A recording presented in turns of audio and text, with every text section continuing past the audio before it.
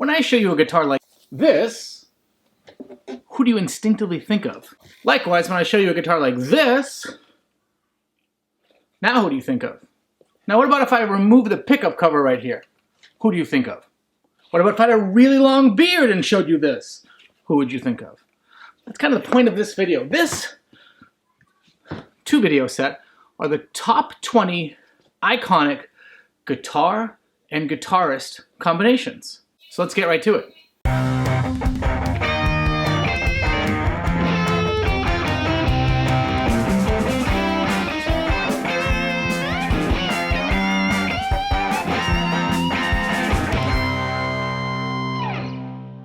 Hey everyone, I'm Nick in the States, and this set of videos, this undertaking, this is kind of like a home improvement project for me, where you start with something that seems really simple, and then it takes hours and hours and hours more of your time than you ever expected to, and that's what happened this, where I wanted to do the top 10 iconic guitar and guitarist combinations. And then I started writing a list, and that list got to 20 people really quick.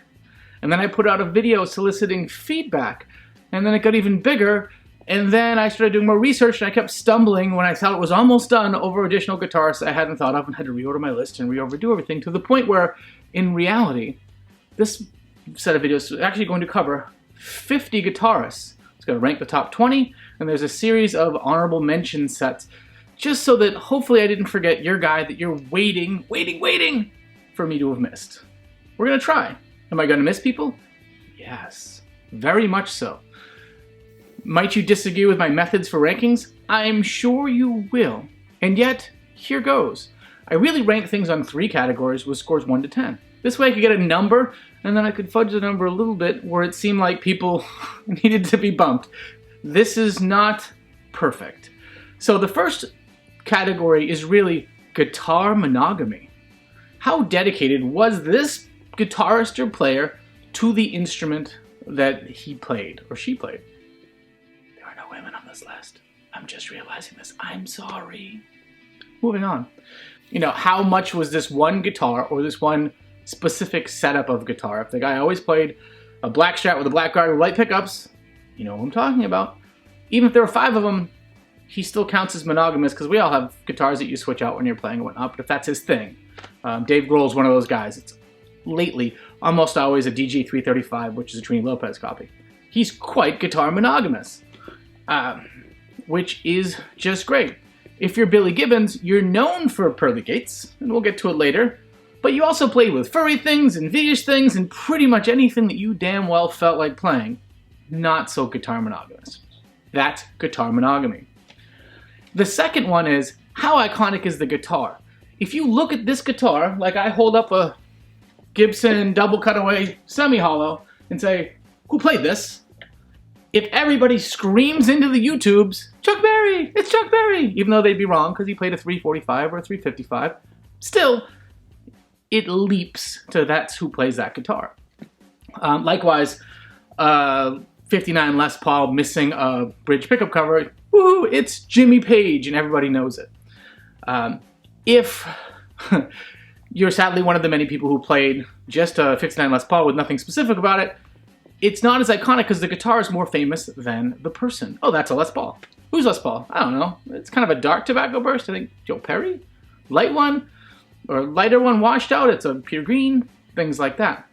So not as iconic, which is why doing little specific things like removing bridge pickup covers or having unique finishes or just very special necks being backwards, things like that, makes the guitar more iconic and more recognizable to the person.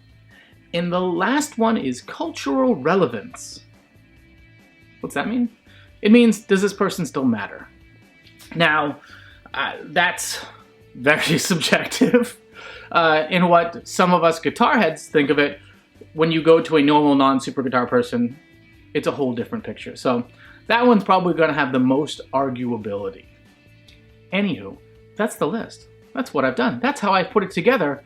Let's get started. Now for honorable mention, grouping A. People who just didn't do that well, but are famous, and you'll probably comment about down below. These are your guys that are great guitarists, but maybe not guitar heroes. Or they're guitar heroes, but don't have cultural relevance. Or their guitars just weren't all that unique. Or I just undervalued or remembered too late in the process and they get stuck down here. There are guitar shredders, epic gods like Yngwie Malmsteen. It's kind of a generic Strat. Scalloping a fretboard I don't think is enough to make it super iconic.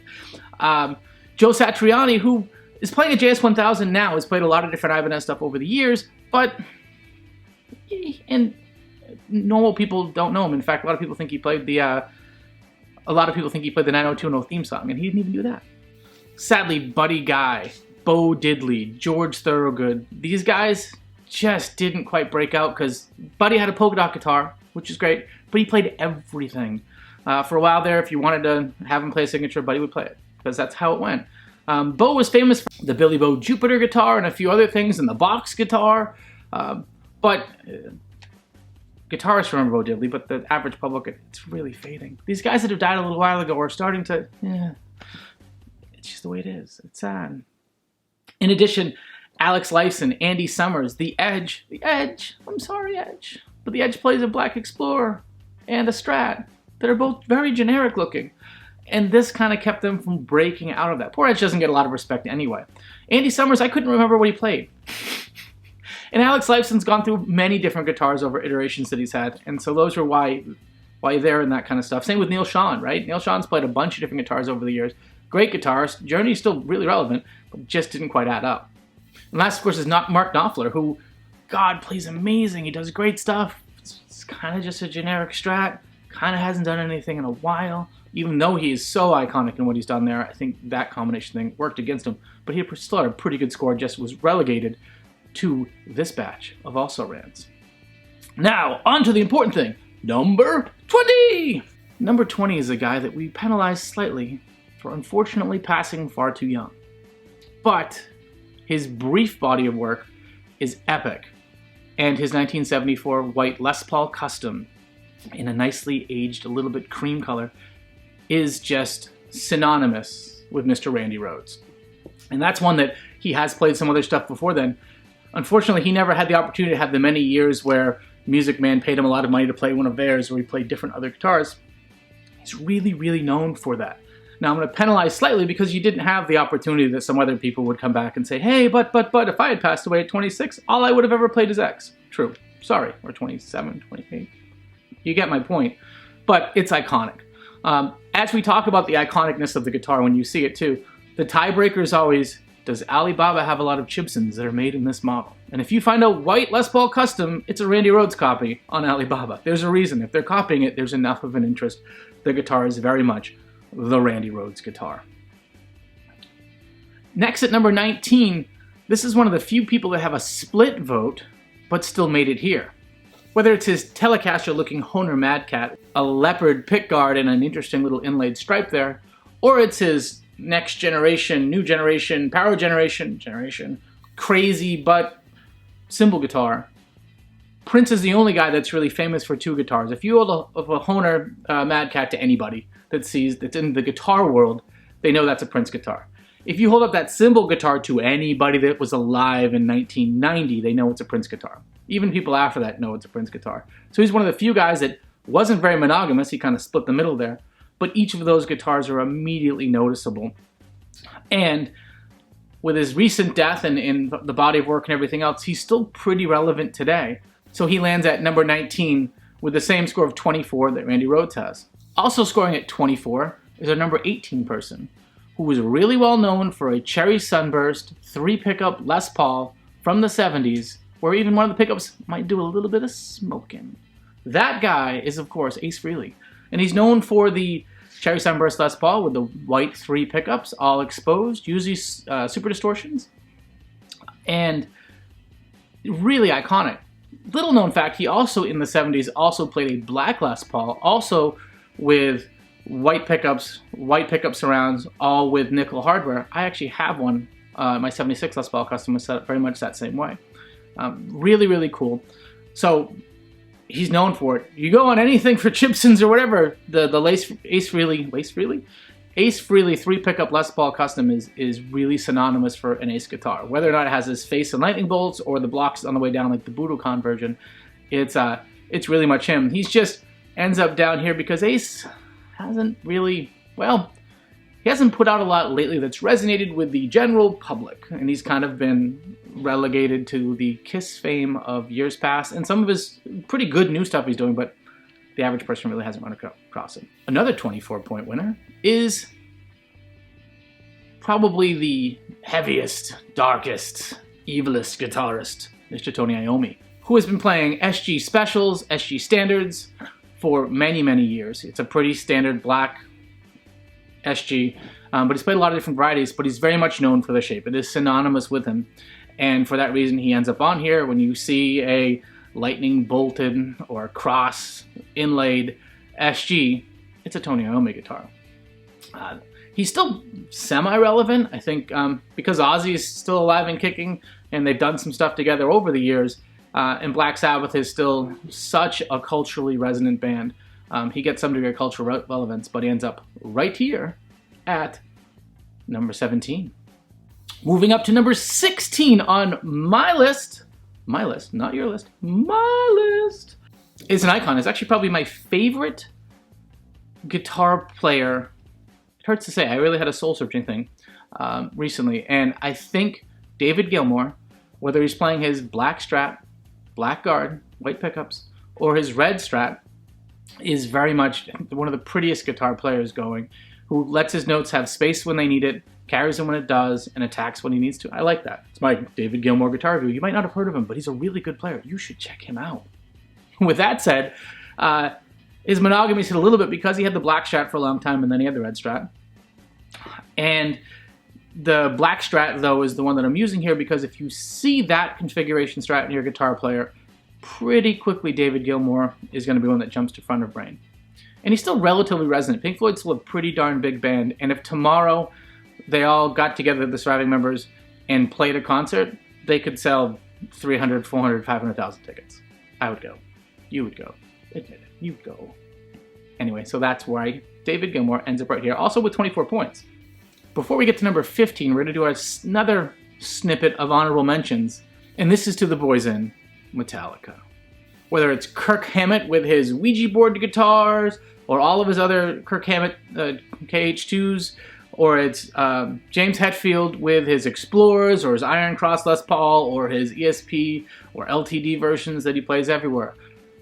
They're both definitely iconic players, still resonant, still everything. It's just they split the mark a little bit for having gone through a lot of different guitars, and they just don't quite crawl up. And I'm sorry, Metallica fans, because I think this is the one that I'm probably open to the most criticism of an honorable mention. One of these two dudes should probably be on this list, and yet neither of them are. By the way, James, get well. I understand that he's going back to rehab and they did some touring stuff. Anytime you can take time to work on your own stuff, dude, go for it. Good luck. We're all counting on you. With that said, and those two guys, my sincerest apologies to, on the honorable mention list, we're going to number 15. Number 15 probably would have been higher on this list a decade ago. We're playing a red and white themed airline guitar from the 60s, very much matching the red and white themed aesthetic of his band's colors, be Mr. Jack White. And he brought the reso glass, fiberglass plastic guitar back to the mainstream where everyone thought it was probably dead, and played the hell out of it for a very long time. I think when you see, for iconicness, when you see that guitar, you think Jack White. It's all you think of these days, unless maybe you're old enough to remember when they came out and they were in a Sears or a Montgomery Ward catalog. But for me, and I think a lot of my generation, that's Jack White's guitar. So that really carries him into this list. But lately, he's given up a lot of the funky stuff. He's playing some 3-pickup Gretches for a little while there. And then lately, he's been playing a lot of EVH Wolfgangs. It's true. And I think in an interview he said, at some point, the pride of making this less than good guitar still work and bend to my will met the enjoyment of the ease of picking up a Wolfgang and having to do everything you want to do out of the box, right? And staying stable and not fighting the guitar. And the guitar plays really well in a modern sort of way. So I'm not knocking him on it, but he loses a little bit of points that way. Still pretty culturally relevant, but he ends up with the first guy with a score of a 25. Next in with 25, at number 14, is Mr. Carlos Santana. I don't feel good about him being at 14. I guess 14 is pretty good. This is a tough list. But he's really, since Paul Reed Smith built him his first Santana guitar, I think in 81-ish, he's played that 99% of the time. In fact, it was amazing when you look back that it took Paul like 5 or 6 years to come out with a signature regular run model and manufacture it and sell it to the public. This is such the Carlos Santana guitar. But before that, he actually had 2 other iconic guitars that he played. Yamaha reached out, and the Yamaha SG, SBG 1000, 2000 that he played in the 70s is, I think he's probably the most iconic player of that guitar. And when you see it, you think Santana if you're old enough. And before that, he's kind of the only player that made the Gibson L6S at all remembered. A lot of people say that it's an underrated guitar, but in that it's great, but he's pretty much the only guy that I ever remember playing them, and I'm sure other people will remember, like anything. I'm only 42 years old, so I only go back so far. But he was known for those, so he loses slight, tiny points for that. But guitar fame, when you see it, it's Carlos Santana, and it's a Santana, and all of your memories are him playing that Santana. I kind of understand it. Cultural relevance, since Smooth with Rob Thomas, he hasn't done a ton, but he's still touring, still playing, and I think anybody would be happy to have him endorse their stuff, so that's why he ends up here at number 14. If you judge how iconic your guitars are by how much they sell at auction, actually David Gilmour would be right there arguing with him too, but whether it was a guitar that looks a lot like this, whether it was a black Stratocaster, whether it was a brown Stratocaster, whether it was a graffiti embossed Stratocaster by famous graffiti artist Crash, Eric Clapton is kind of a big deal, right? And he's coming in at 13. And I think there's a few reasons for this, how the numbers kind of fell as it was. He played a few different guitars. He's played Strats in all different colors and shapes. If you were to pick a guitar and put it up and say that this is the famous one, Blackie's kind of a generic black Strat. It's amazing, but it's what it is. Brownie's, same kind of deal. You're not going to jump out of it. The Crossroads, 335, also kind of a hard one. The Les Paul Standards, whether it's a Beano one or his other one that he had, still kind of a challenge. The Full SG.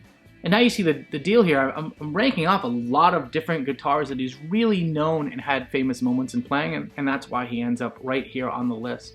But he's still culturally relevant. I think Clapton is still appreciated by a great many people. So that's where Clapton is at number 13. At number 12, we have a very serious guitar monogamist. If this guy shows up and he really likes your daughter and wants to marry her, he could just hold up his guitar and say, look, I've stuck with this for the last 40 years. I think I'm good with your daughter too. That man's Peter Frampton. And he is, he's helped on this list because he chose a very particular spec Les Paul that when you see it, you're like, oh, it's a Peter Frampton Les Paul. It's a 3-pickup Les Paul custom with exposed humbuckers in exactly this livery. And that's his deal. I think he only gets knocked on this list a bit because he's not as relevant now. He's not what he once was. And I know he's retiring because he's had some, I think, medical issues, or at least playing a lot less. So, but he had a moment, and he was huge. I mean, Frampton's Comes Alive is one of the biggest albums ever released, and really, especially at a time where albums paid well and drove fame, he was the top of the world. And even after his hair fell out, he still was the top of the world. So, Peter Frampton, you're right here. Before we get to number 11, the last one in this video, we're going to go through our second round of honorable mentions. And this is famous-ass people that didn't make the top 20. And this hurts, so I'm going to try and just go through these quickly and be kind to me about it, okay? You ready? Keith Richards, Trey Anastasio, Pete Townsend, Kurt Cobain, George Harrison, Jeff Beck, and Mark Tremonti. No, Tremonti was the hardest actually because the dude's really known for it. And he's still kind of relevant because he came out recently. He plays PRS, which I'm on a PRS kick at the moment. So, yeah, but those guys didn't make it. Quick reasons. Keith Richards played a Telecaster and a 3-pickup Les Paul. And the Telecaster is pretty generic looking. And a 335. And a bunch of other weird stuff. So, yeah. Trey Anastasio, he played this really good Languedoc, that thing. and you look at it, you know it's him, which is good. I've seen him playing it all the time, but outside of the Phish community, I don't think he's that famous. Sorry. Pete Townsend. If Pete Townsend unfortunately passed away in the middle of drug addiction and alcohol problems in the late 80s into the late 70s into early 80s, we'd probably higher on the list. He'd be playing Les Paul Deluxes with a third pickup thrown in the middle and a big number put on the front of him. It's kind of cool. But sadly, he then got into Red Strats. And it put him in this honorable mention. He just couldn't quite bake in. Sorry, Pete. Kurt Cobain played a Mustang, a Jaguar, and a Jagstang. Who could have seen that coming? All kind of split. I think if you see a Jagstang, you probably figure out it's Kurt Cobain's, but I think that that pretty much is what limited him the most. George Harrison played a lot of stuff. You could argue it's a Casino. You could argue it's the Rickenbacker. You could argue it's his Gretsch. Those arguments, sorry, honorable mention, George. Jeff Beck plays a white Stratocaster with a rosewood fretboard. So do a lot of people starting out. So do a lot. It's just kind of generic. I'm sorry. But he also had the Oxblood Les Paul and was known for just a lot of different guitars, and he played some stuff through the 80s too. So honorable mention, Jeff. I'm sorry. We talked about Mark Tremonti. He's just barely missed the list, but I put him in this bucket here because he is super famous and probably deserves to be somewhere in the top 20 and just didn't end up there. Moving back to number 11, though, who's the first guy in the 26 category, but I put him here because he's not the lead guitarist in his own band. And he's the 2 or 3 people on this list kind of fit that category. But for Mr. Bruce Springsteen, I think he still deserves to be here because he's pretty much played Butterscotch, Blackguard, Telecaster for his whole career. He's still culturally relevant. He's selling out on Broadway. His tours, 1,000 billion people go to. And he's known for a very specific guitar. And while it's sort of generic, if you looked at somebody and showed the average person it, they'd probably say, oh, that's what Bruce Springsteen plays. So he gets to win the Butterscotch Telly lottery and end up here at number 11 on our list. With that, we've gotten halfway through our list of the top 20 iconic guitar and guitarist pairings. Please, if you're new here, subscribe, hit the little bell button next to it, like the thing, throw some comments, tell me what I'm missing, who you think is coming, what's going on with that. And I look forward to sharing the top 10 with some more honorable mentions videos to you, ideally later this week. With that, I've been Nick in the States. Yes, indeed, folks, I do have issues. Hope you take care of yourself. Say, hey everybody, don't forget to like and subscribe and comment to this video, okay? That's too good. I can't say a lot of words. Say, hey everybody! Say, come on, you gotta click the videos! Please click the videos!